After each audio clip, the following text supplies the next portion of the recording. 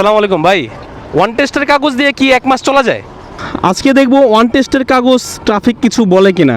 আমি ইচ্ছা করে এই সাইড দিয়ে যাবো, যত ট্রাফিক আমাকে ধরে। এটা কি ট্রাফিক? হ্যাঁ, যাইবো নাকি আল্লাহ জানে। আসসালামু আলাইকুম ভাই, ওয়ান টেস্টের কাগজ দিয়ে কি এক মাস চলা যায়?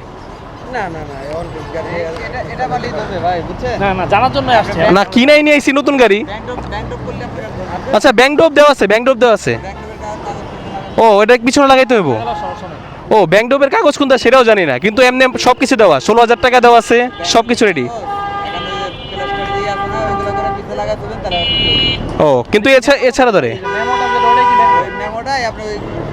ল্যামোডিং কইরা পরে লাগাই দিতে হইব, তাই তো? কয়দিন চলা যাবে? যতদিন গাড়ির কাগজ না বেরোবো আর কি, তাই তো? ও আচ্ছা আচ্ছা, তাহলে অন টেস্টের ওই যে 4-5 হাজার টাকা। আচ্ছা আচ্ছা, ওয়ান টেস্ট ধরলে 4-5 হাজার টাকা বিল ধরবো। তাহলে যতটুকু শিওর হইলাম যে ওয়ান টেস্ট মানে দেওয়া যাবে না। ওই যদি ব্যাংক ড্রাইভ জমা থাকে না, ওয়ান টেস্টের দেওয়া যাবে না। ব্যাংক ড্রাইভের কাগজটা ওই জায়গায় পিছনে আপনার সুন্দর মতো ল্যামোন্ডিং করে ওইখানে ঝুলে রাখতে হবে, তাহলে হয়তো পুলিশ আপনাকে ধরবে না, এছাড়া আপনাকে ধরবে।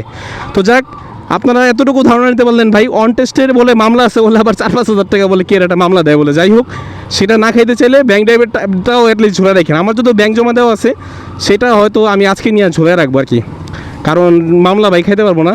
নতুন গাড়ি এই জন্য আর কি জেনে নিলাম আর কি, ওনারাও দেখে আমাকে কিছু বললো না। আমি যতটুকু জানি এই পাশে সার্জন থাকে, ইভেন্ট মামলা টামলা দেয় আর কি।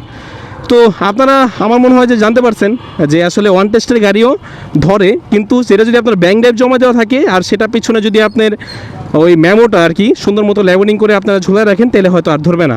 তো কনফার্ম হয়ে নিলাম ব্যাপারটা।